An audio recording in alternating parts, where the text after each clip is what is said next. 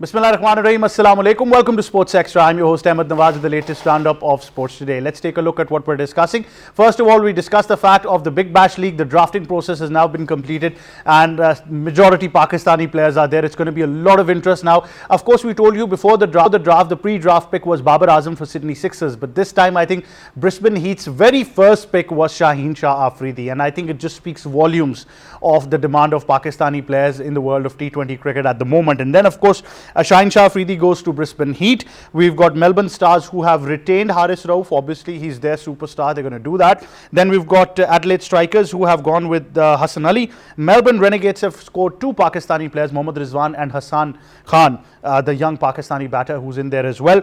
Perth Scorchers, of course, wanted to pick Shaheen Shah Afridi. They didn't get the pick. But elsewhere, Hobart Hurricanes going with a lot of quality players, including Rashad Hussain from Bangladesh, they picked as well.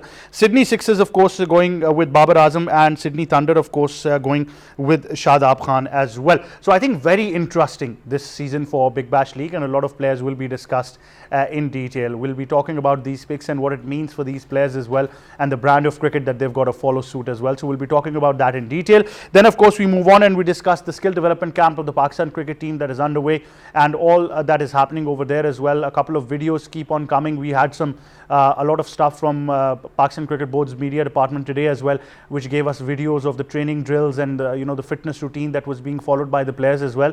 So very keen focus on individual performances once again. Then we move on and we discuss the FIH Nations League, where Pakistan, even after losing to New Zealand in their final group game, have qualified by virtue of a better goal difference.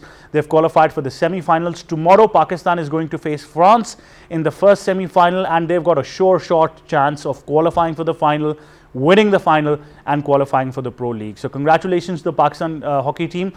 We just had a personal update from the head coach as well, Taj Zaman Saab, who of course gave us the details that the Pakistan hockey team is training today. So the training session was underway. I'm sure they're going to work on their defense, and the amount of goals they've conceded going into the last minutes of the match and conceding penalty corners and short corners, to be precise, has been very, very disappointing. So we're going to be discussing that in detail on the show. Time now, of course, to introduce the guest. First of all, joining in studios is sports expert, international commentator, broadcaster, presenter and fellow anchor Asif Ahmad. Assalamu alaikum, how are you? Walaikum assalam Ahmad, I'm perfect. Thank you for joining us. Also joining us is sports expert Malik Usman Ahmad. Assalamu alaikum, how are you?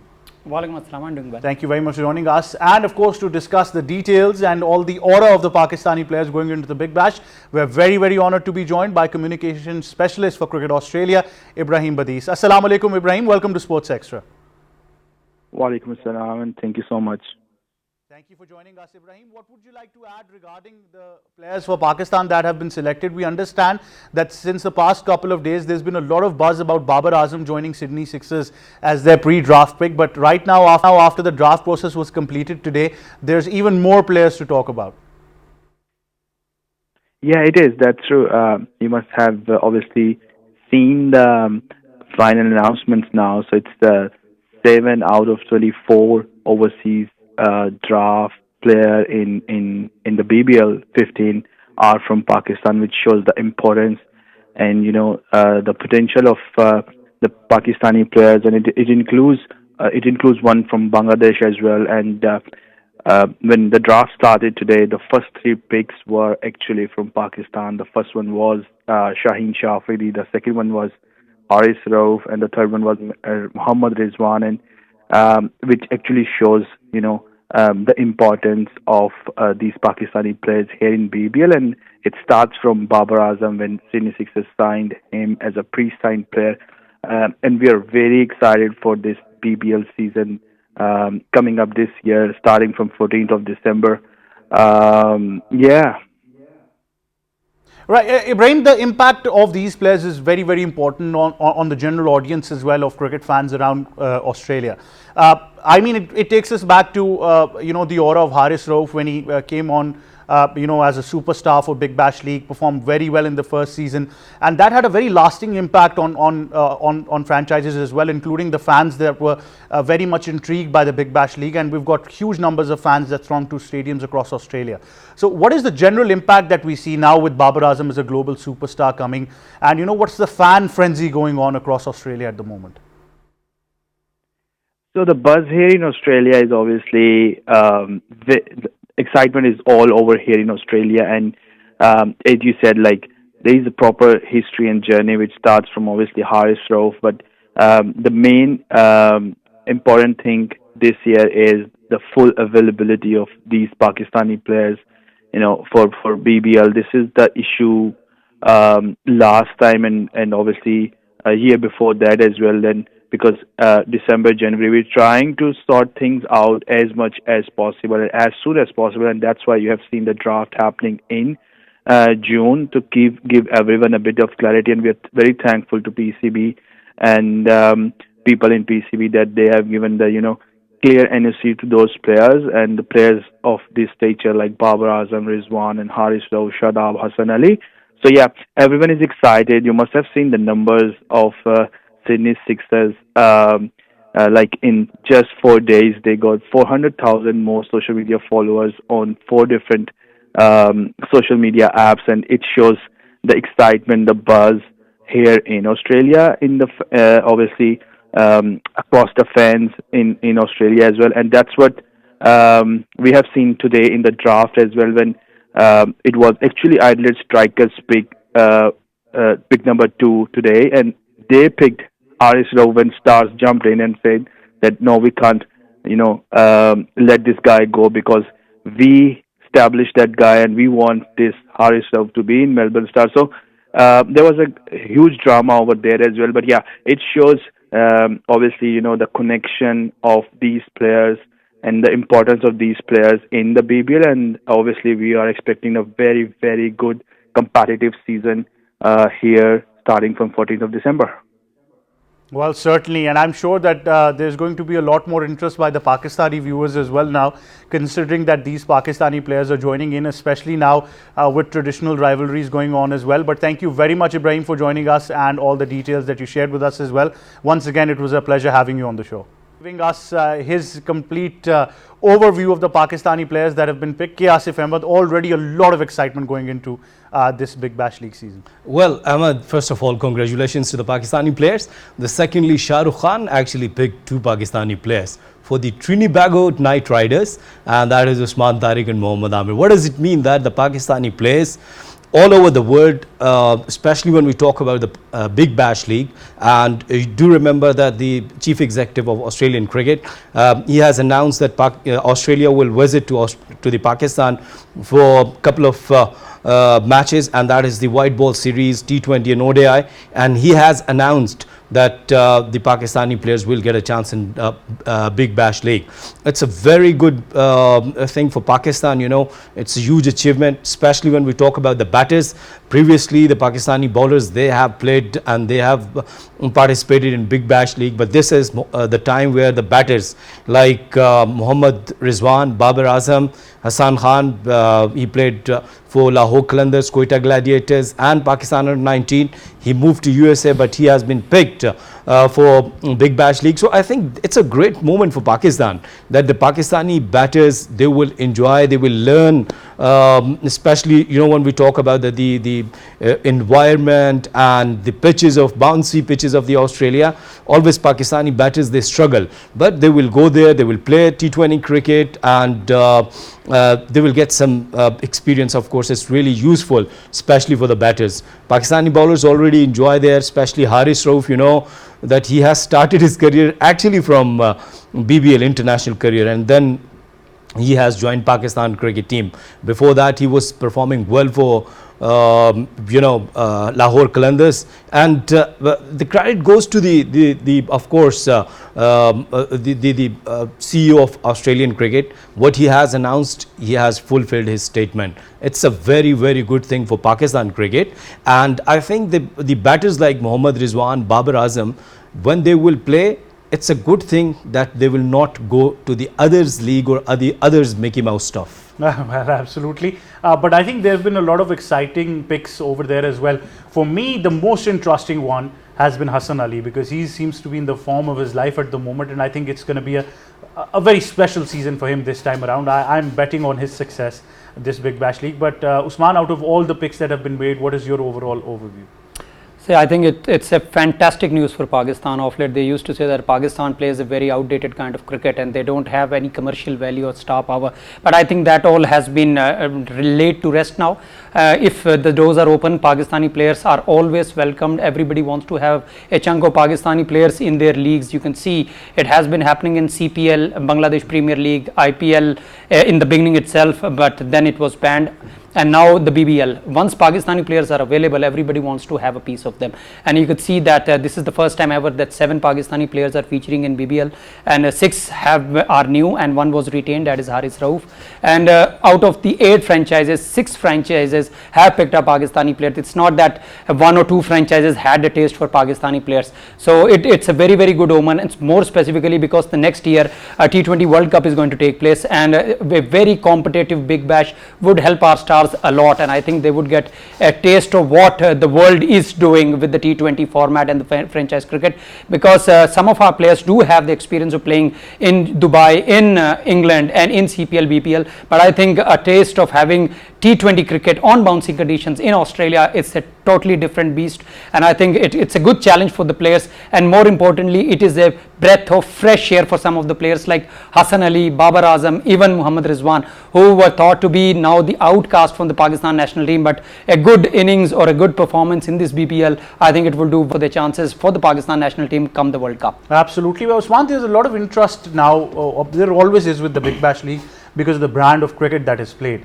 I must particularly ask about Babar Azam. As Ibrahim mentions as well, the impact of him as a global superstar is, something that Pakistanis have probably still not understood. I mean, there still exists a school of thought that has their own reservations, but him joining Sydney Sixers has just increased the following of their own accounts by 400,000. That's not a small thing. And I've been gauging Australian media for the past 2-3 days. It's all been about Babar Azam. He is the biggest star in this draft. You can see that. Not just in this draft. Once the BBL will start, you will see that he's the biggest star in the tournament. He's a big fish, and he's one of the best batsmen to play cricket for the past 10 years. You could listen to Aaron Finch, what he said, that once Babar is available, it would create madness in Australia. And now he said that he's one of the best players in the past 10 years. He has not retracted from his statement, and that is very true, because he's one mighty consistent batsman. You can talk about that Fab 4 or something of that sort, but I think if you fairly analyze players, I think he certainly features among the top 2-3 players. Of late, he was only discussed with Virat Kohli. It tells a lot about his caliber, about his mighty consistency. A batsman averaging close to 50 in T20, over 55 in one day, and have an average of over 40 in test match cricket. I think you have to give some respect to that name, to the player himself. And Pakistanis, they do have a very, very fickle temperament, but overall people who understand cricket, who love cricket, who understand what is stardom is all about, you will see once the BBL start, it will be all about Babar Azam. And a franchise like Sydney Sixers, one of the favourites to win the title, I think he would be the key wicket for them, and he would be one player who could take them to the title. Absolutely, and I think it's no secret that the fans over there are also very much interested in seeing Babar Azam play for Sixers as well, and a lot of buzz, Asif, has surrounded Babar Azam in the past couple of days, and I think it will continue once the season starts as well. What will happen about those cricket analysts who were talking about his strike rate, and they said that his career finished in T20 cricket? Now there's a chance for Babar Azam that give an answer with the bat. And to some extent, when we talk about that the Babar Azam's performances in last couple of years, yes, he was struggling. People were talking about that, see his performances in last 5-10 innings, but see that he was leading Peshawar Zalmi couldn't qualify to the final. So we'll ask this question to the skipper, and that is Babar Azam. So Babar Azam now got a chance. This league will be starting from 21st of the December 2025. So, and you know that's the peak time where right before the Asia Cup or T20 World Cup, that you have a chance to get some momentum and tell to the Pakistan Cricket Board and to the criticizers that yes, I am there and I will perform in T20 cricket as well. Because whenever we talk about Ahmad, as you were discussing in last couple of shows, that the Hassan wants him back into the side. I have asked this question to you, Rizwan or Babar. You said, of course, Babar, because we have another wicketkeeper, that is Mohammad Haris, who is performing well. But still, that the people they're talking about that what is the future of Mohammad Rizwan and Babar Azam in T20 cricket? It's very interesting. I think a lot of Pakistanis are still interested in the match between Sydney Sixers and Brisbane Heat.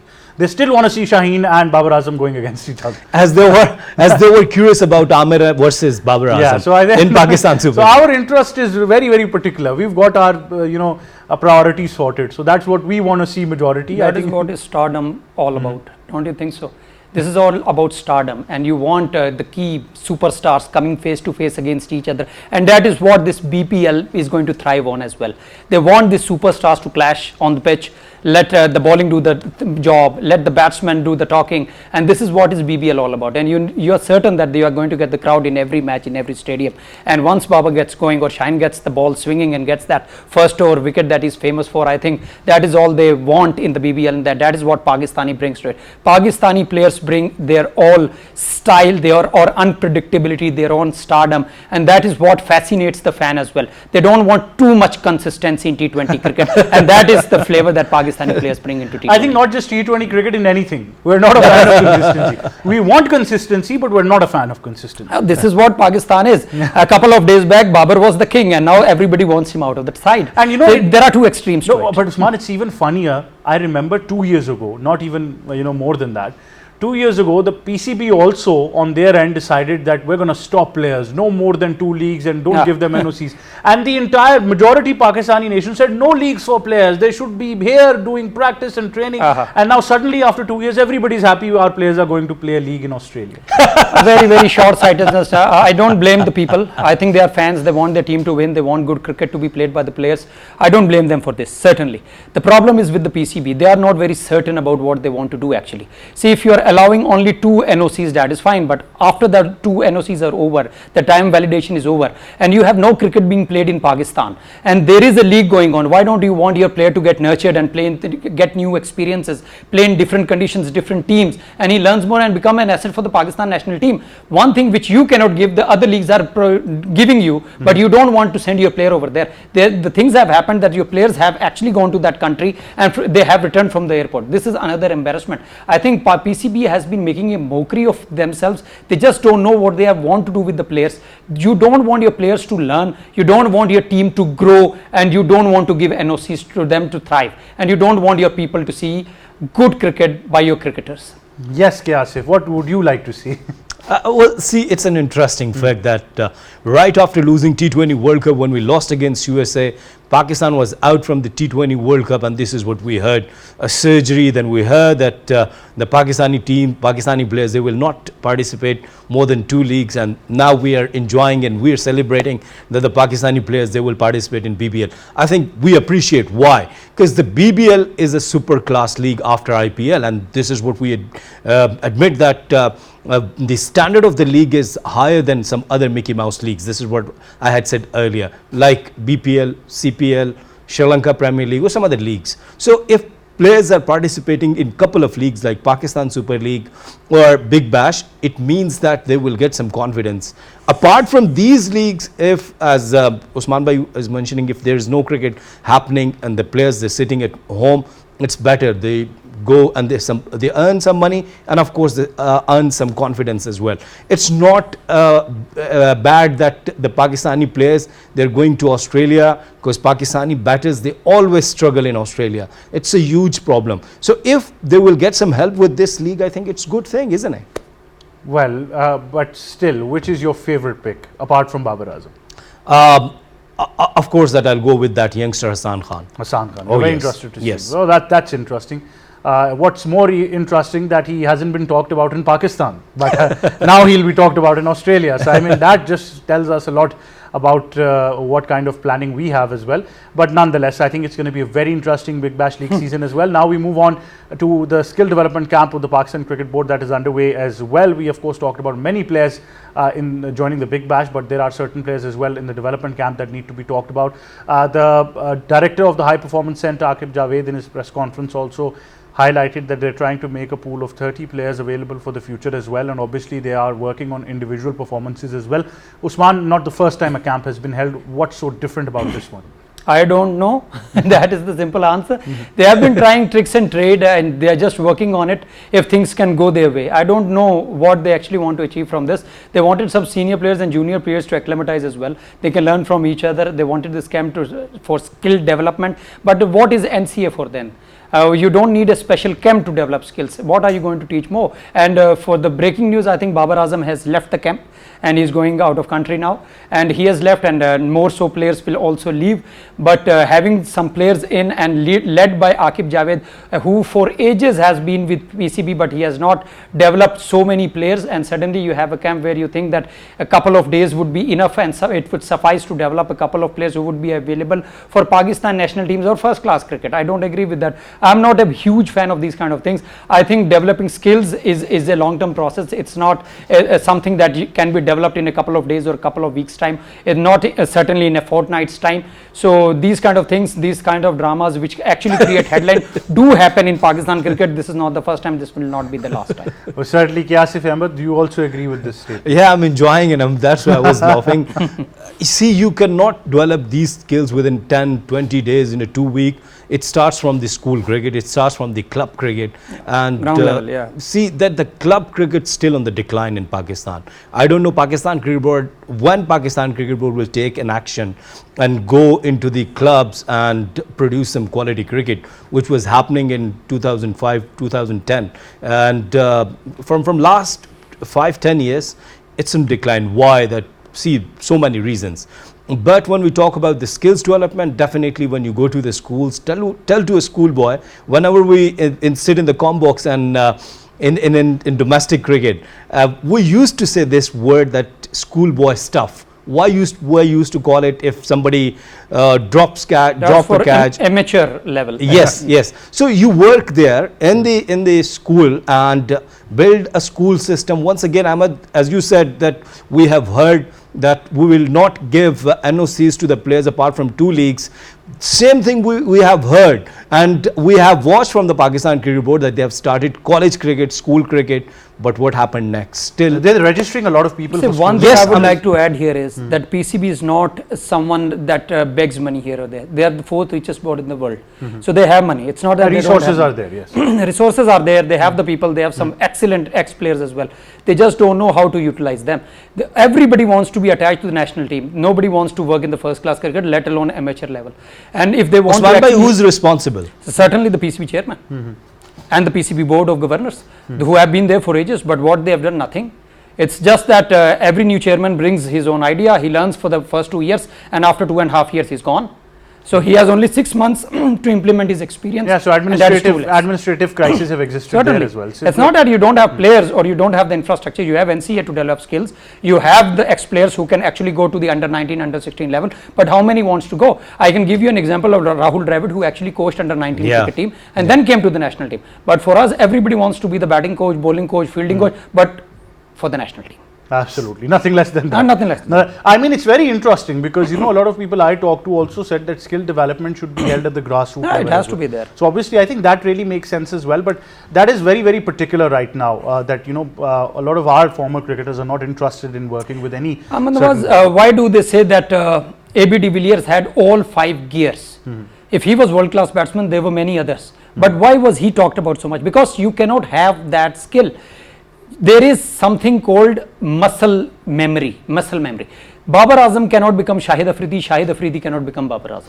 So you cannot actually swap roles, and that is the reason you have to work from the ground level. If you want to develop skills, if you can search for talent, if you have an eye for talent, you actually scout. That is what all the leagues, all the sports do. They have scouts to search players from Brazil for football, from Argentina. Even Americans do this for the NBA. But for Pakistan, there is nothing of that sort. If you have some relations, if you get an eye for someone somehow plays a good innings in under 19, he comes into the side. After a couple of games, he's out.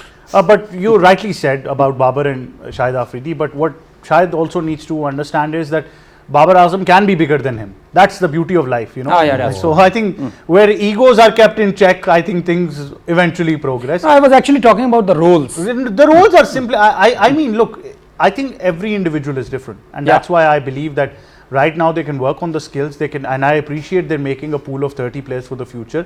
But then again, they need to be given a criteria and a role.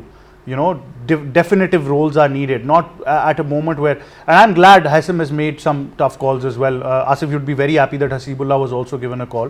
So I think certain things have worked. I think that the Pakistan Cricket Board is scared with the criticism, and that's why they used to call to those ex-cricketer into the Pakistan Cricket Board who used to sit over the TV and talk about Pakistan Cricket Board and criticize over the cricket sports. This is what we have.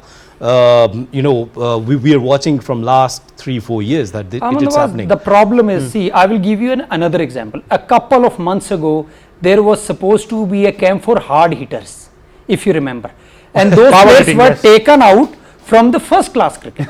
So what was more important, first class cricket or that few days camp? This is a similar Why story. it was happening, Usman bhai, just because you and me, I'm giving you an example. We're sitting over the TV and we're talking about strike rate. 5 of them were fast bowlers. Yes. 5 of them were fast bowlers. And Hamayu Farhat, who hit 2 international sixes, he was the coach there. So it's an example. So actually, okay, if you're hiring, let's suppose if you're hiring Matthew Hayden for power hitting, it makes sense. But let me ask you something, Asif. What is Wahab Riaz's designation right now in PCB? Good question. All right, comments. you want me to go for a well left? No, hit wicket. Pad first. Okay, I think he's the director for the mentors, and there are no mentors nowadays. He's just doing a podcast over there these days, so he figures out something to do. See, we even had mentors. I wanted to speak about them. Yeah. See, we had 5 mentors, and their duty was to bring out the new talent once again. And those 5, at least 2 or 3 were actually playing in the playing 11. So they were eating up one slot, which was supposed to bring out a talent for the future of Pakistan. So we just don't know what is happening. Let's have these camps and have good holiday packages and everything. And after that, it will be all the same. That's fine. But you know, even at that time, we really questioned the concept of mentors. I never understood that. What is a mentor and what does he do? I mean, if the mentor is playing with me, even if he wasn't a mentor, he will play with me and he can tell me what to do. Ahmad Nawaz, see, it is about the long-term policy. It's not about 2-3 months. You're talking about the mentors. I talk about those so-called hard hitters. For example, you got 5 brilliant hard hitters from that camp. So what was their career now? They were not supposed to play test match because they just cannot play. They can only play at 6 or 7 in one day, and they can only play T20 cricket where you cannot have more than 2 NOCs to play in franchise cricket.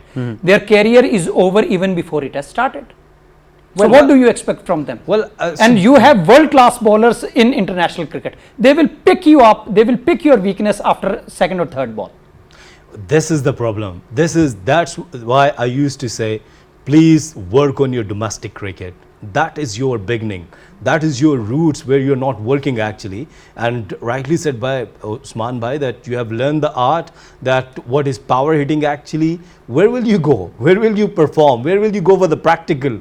Of course that you're not getting chances into the national side because you have already big names there, big guns are there. And what about test cricket? You aren't playing test cricket. You have only 13 games in next 2 years. So I think a lot of work needs to be done, especially with the vision of Pakistan Cricket Board.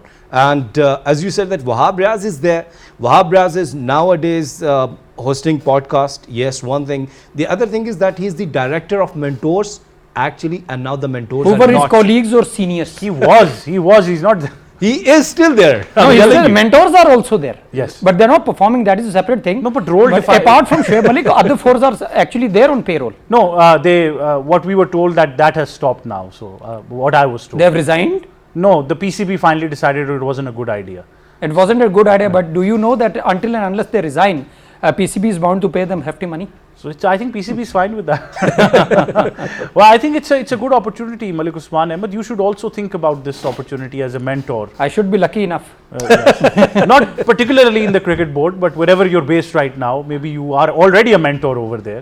So you never know. So you know the nature of the Pakistan, job. anything can happen. Yeah. But you know, the bigger question still remains that the coach and obviously the high performance center director Aqib Javed have highlighted that they're right now only focused on the white ball format. And I must stress upon the fact, Asif, that we also need to start working on the Test Championship now. We've got 13 games. We know where they are.